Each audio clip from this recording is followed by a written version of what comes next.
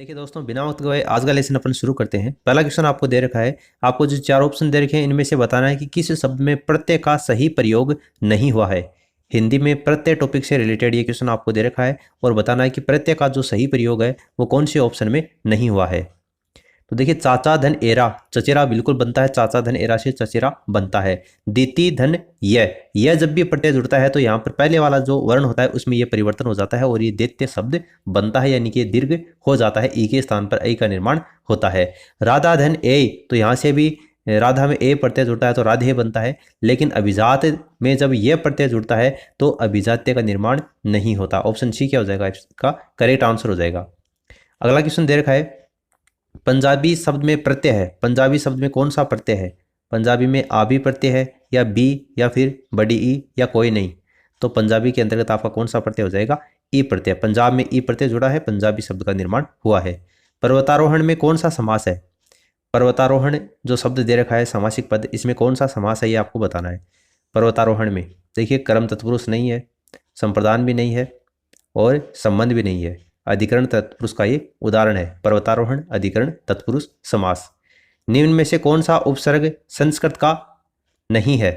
कौन सा उपसर्ग वो संस्कृत का नहीं है ये आपको बताना है। संस्कृत भाषा में 22 उपसर्ग स्वीकार किए गए हैं और उनमें से कौन सा ऐसा उपसर्ग है जो कि इन चारों में से वो शामिल नहीं है। तो देखिए, अन नाम का संस्कृत में कोई भी उपसर्ग नहीं होता है। अन उपसर्ग है वो संस्कृत में नहीं होता। ऑप्शन डी क्या हो जाएगा, इसका करेक्ट आंसर होगा।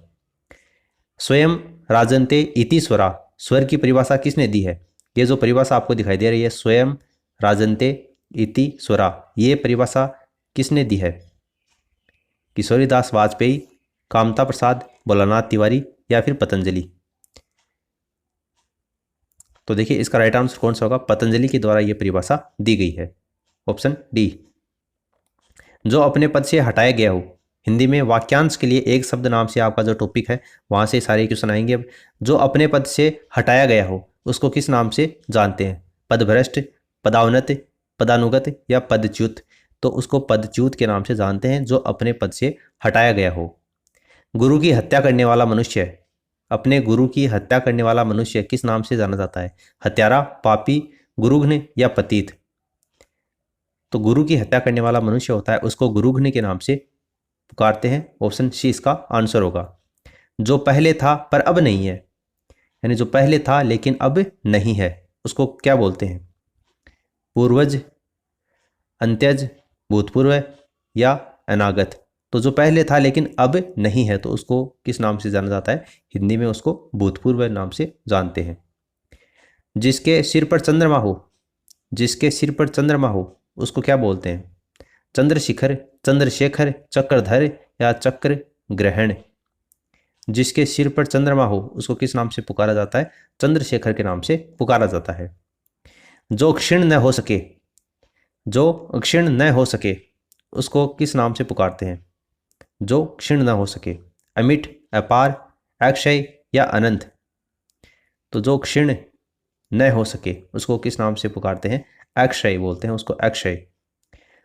झगड़ा लगाने वाला मनुष्य, झगड़ा लगाने वाला यानी कि झगड़ा कराने वाला जो मनुष्य होता है, झगड़ा कराने वाले मनुष्य को किस नाम से पुकारते हैं?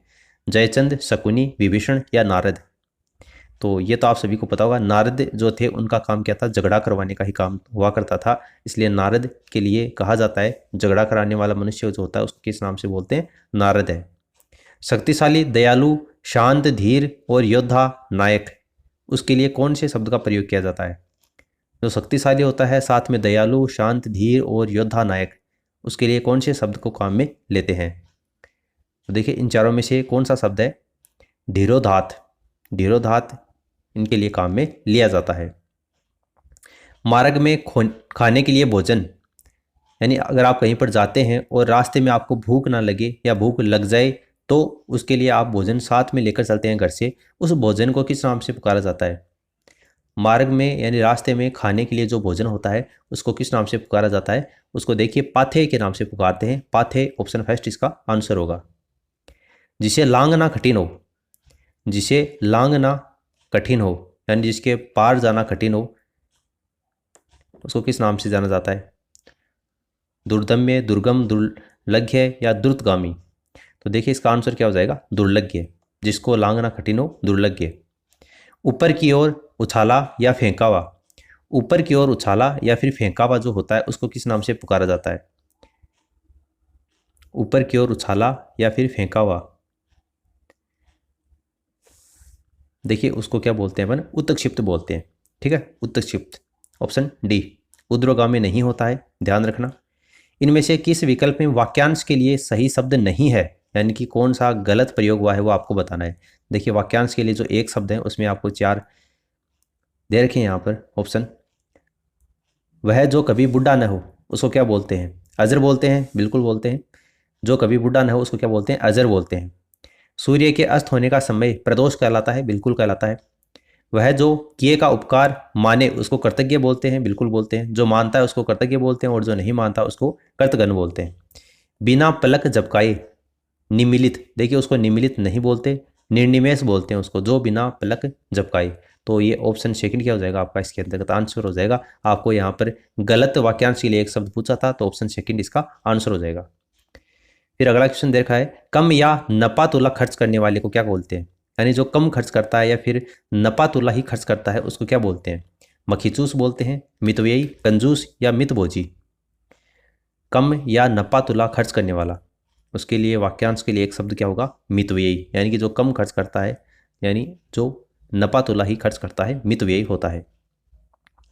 जिसको सिद्ध करने के लिए अन्य प्रमाण की जरूरत नहीं होती, जिसको सिद्ध करने के लिए, यानी कोई भी बात है उसको सिद्ध करने के लिए अन्य किसी प्रमाण की आवश्यकता नहीं पड़ती, उसके लिए कौन सा शब्द वो काम में लेते हैं? सिद्ध, प्रमाण, स्वयं सिद्ध या प्रमाणित?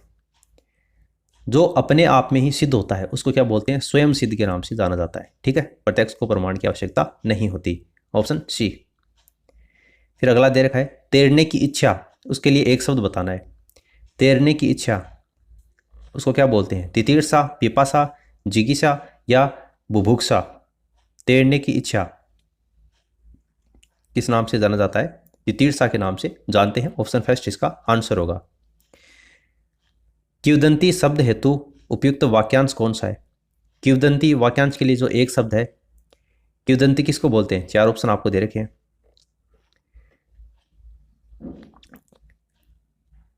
क्या कहा इसका पता न हो, लोक प्रचलित कथन के रचनाकार का पता न हो, जो बात लोगों द्वारा कही जाती है या जो बात परंपरा से प्रचलित होती है।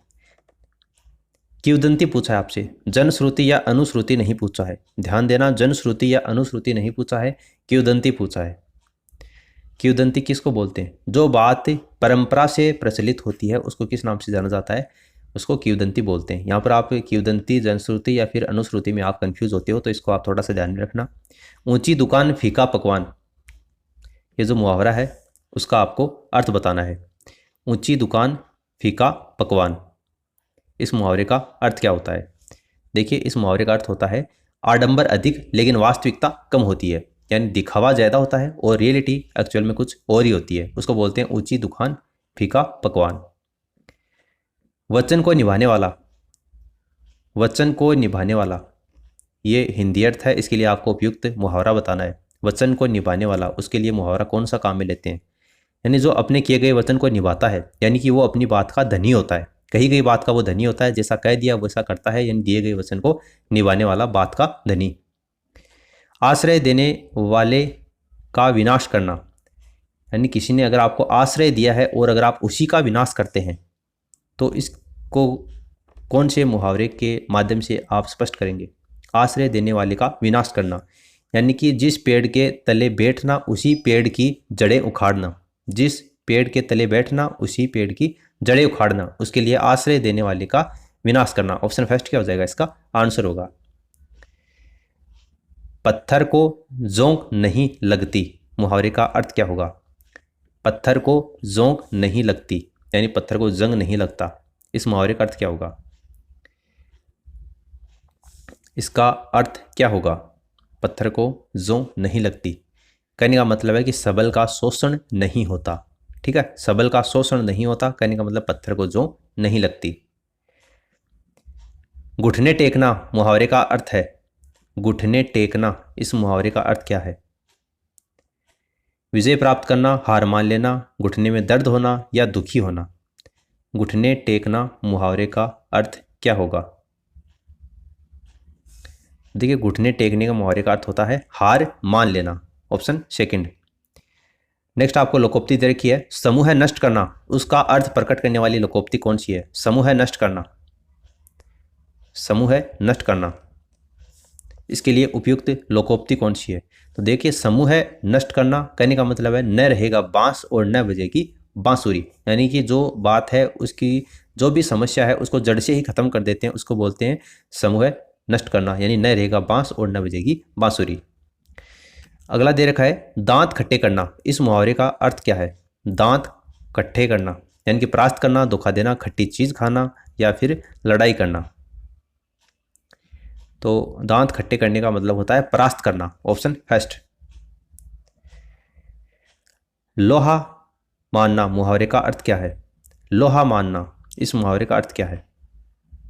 लोहा मानना कहने का मतलब होता है कि अपनी श्रेष्ठता स्वीकार करवाना या फिर जिसकी जो श्रेष्ठता है वो स्वीकार की जाती है, उसके लिए शब्द काम में लिया जाता है लोहा मानना। अगला देर का बहुत प्रसन्न हो जाना, इसका अर्थ स्पष्ट करने के लिए मुहावरा कौन सा काम में लेंगे? बहुत प्रसन्न हो जाना, जो बहुत प्रसन्न होता है उसको किस नाम से जानते हैं? कौन से मुहावरे के नाम से? लाल पीला होना, आपे से बाहर होना या फुल्ला न समाना? बिल्कुल फुल्ला न समाना, जो फुल्ला नहीं समाता है उसके लिए काम में लिया जाता है मुहावरा। फुल्ला न समाने को क्या बोलते हैं? बहुत प्रसन्न हो जाना। ऊंची दुकान फीके पकवान, मुहावरे का अर्थ क्या होगा? ऊंची दुकान फीके पकवान, ऊंची दुकान में बहुत कम सामान रखना, तो ये तो नहीं होगा। ऊंची दुकान फीके पकवान, इस मुहावरे का अर्थ क्या होगा? देखिए, इसका अर्थ होता है केवल ऊपरी दिखावा करना, यानी कि अंदर तो कुछ और है लेकिन दिखावा ज़्यादा कर रहा है, यानी कि जो ऊंची दुकान है उसके फीके पकवान है। फिर अगला क्वेश्चन आपको दे रखा है, साइंस से रिलेटेड कुछ क्वेश्चन है, उसके बारे में देखिए अपन बात करते हैं। लाफिंग गैस जो आती है होती आपकी हास्य गैस जिसको अपन बोलते हैं, उसके रूप में कौन सी गैस को काम में लेते हैं? यानी हंसाने के लिए जो गैस काम में ली जाती है उसको कौन सी गैस के नाम से जाना जाता है? यानी उस गैस की अगर आपको सुगंध दे दी जाती है, सुंघा दिया जाता है, तो आपकी जो हंसी है वो ऑटोमेटिकली निकल जाती है। तो N2O गैस होती है, वो नाइट्रस ऑक्साइड के नाम से उसको जाना जाता है, नाइट्रस ऑक्साइड। ऑप्शन फर्स्ट क्या हो जाएगा? इसका आंसर हो जाएगा। नीला थोता क्या है? नीला थोता, नीला थोता क्या है? नीला थोता कॉपर सल्फेट है, कैल्शियम सल्फेट है, आयरन सल्फेट है या फिर सोडियम सल्फेट है? नीला थोता CuSO4 और 5H2 इसका केमिकल फॉर्मूला होता है। नीला थोता ये कॉपर और सल्फेट से बना हुआ होता है, तो कॉपर सल्फेट क्या हो जाएगा? इस क्वेश्चन का आंसर हो जाएगा। ठीक है, CuSO4 5H2। अगला दे रखा है सभी कार्बनिक यौगिकों का मूल तत्व क्या है? सभी जो कार्बनिक यौगिक होते हैं उनका मूल तत्व क्या है? सभी कार्बनिक यौगिकों का मूल तत्व यानी आपके जो ऑर्गेनिक कंपाउंड होते हैं, केमिकल कंपाउंड, तो देखिए उसका मूल तत्व क्या होता है? कार्बन होता है। ऑब्वियस सी बात है, कार्बनिक यौगिक हैं, उनका मूल तत्व क्या हो जाएगा? कार्बन हो जाएगा। फिर अगला दे रखा है सिरके में कौन सा एसिड पाया जाता है? सिरके में कौन सा एसिड पाया जाता है? सिरके के अंतर्गत कौन सा एसिड पाया जाता है? CH3COOH और वाटर, एसिटिक एसिड और वाटर। तो आप समझ गए होंगे एसिटिक एसिड क्या हो जाएगा? इस क्वेश्चन का करेक्ट आंसर हो जाएगा ऑप्शन डी। अगला दे रखा है एक कार के इंजन को नॉकिंग से बचाने के लिए इनमें से क्या एंटी नॉकिंग एजेंट के रूप में प्रयोग में लिया जाता है? एक कार का इंजन है उसको नॉकिंग के आप बचाना है, तो उसके लिए एंटी नॉकिंग एजेंट के रूप में किसको काम में लिया जाता है? तो जिसको भी काम में लिया जाता है उसका रासायनिक सूत्र मैं आपको बता देता हूँ। CH3CH2 होता है, CH3CH2 उसके बाद में 4Pb यानी कि लेड। तो उसको किस नाम से जाना जाता है? लेड टेट्रा एथिल के नाम से उसको जाना जाता है। ऑप्शन सी क्या हो जाएगा? इसका आंसर हो जाएगा। अगला क्वेश्चन देगा भारत में संसदीय प्रणाली है उसको कौन से देश से उधार लिया गया है? यानी कि भारत की जो संसदीय प्रणाली है उसको कौन से देश से स्वीकार किया गया है, लिया गया है, ये आपको बताना है संसदीय प्रणाली को। तो देखिए इसका राइट आंसर कौन सा हो जाएगा? ब्रिटेन से इसको ग्रहण किया गया है। Option C. भारतीय संविधान सभा के पहले दिन के सत्र की अध्यक्षता किसने की थी? भारतीय संविधान सभा जिसका पहला सत्र हुआ था 9 दिसंबर 1946 को, दूसरा हुआ था 11 दिसंबर 1946 को जो बैठक हुई थी, लेकिन आपको पहले वाली पूछी है, तो इसमें देखिए इसका राइट आंसर आपको बताना है। पहले दिन हुआ था सच्चिदानंद सिन्हा, डॉक्टर सच्चिदानंद सिन्हा को अस्थायी अध्यक्ष के रूप में चुना गया था। उसके बाद में दूसरी बैठक हुई थी, उसमें डॉक्टर राजेंद्र प्रसाद को अस्थायी अध्यक्ष बनाया गया था। लेकिन यहाँ पर पहली बैठक के बारे में पूछा है तो डॉक्टर सच्चिदानंद सिन्हा क्या हो जाएगा, इसका आंसर हो जाएगा। फिर आपको दे रखा है संविधान के किस अनुच्छेद में भारत रत्न, पद्मश्री इन उपाधियों की स्थापना की गई है? कौन से अनुच्छेद में? देखिए अनुच्छेद 18 के अंतर्गत भारत रत्न और पद्मश्री से अलंकृत जो उपाधि हैं उनकी व्यवस्था की गई है। देश में सर्वप्रथम पंचायती राज कब लागू किया गया? भारत देश में सर्वप्रथम पंचायती राज है वो कब लागू किया गया था? तो ये तो आप सभी को पता होना चाहिए। पंचायती राज सबसे पहले कब लागू किया गया था? 1959 1959 के अंतर्गत लागू किया गया था। संविधान में संशोधन का लक्षण कौन से देश के संविधान से ग्रहण किया गया? संशोधन का लक्षण यानी कि संविधान संशोधन की जो प्रक्रिया है उसके बारे में आपसे पूछना चाहता है कि कौन से देश से अपन ने इसको ग्रहण किया है। तो देखिए दक्षिण अफ्रीका से संविधान संशोधन की प्रक्रिया ली गई है, इसलिए ऑप्शन फर्स्ट क्या हो जाएगा, इसका आंसर हो जाएगा। तो ये काफी मोस्ट इंपॉर्टेंट क्वेश्चन थे जो आपकी आने वाले एग्जाम में इनमें से एक नया क्वेश्चन आपको जरूर पूछा जाएगा। वीडियो अच्छा लगा तो लाइक करके मोटिवेट करें, अपने दोस्तों के साथ में इस वीडियो को शेयर कर देना ताकि सभी को इस स्टडी के बारे में पता चल सके। फिलहाल इस वीडियो में इतना ही। Thanks for listening and God bless you all.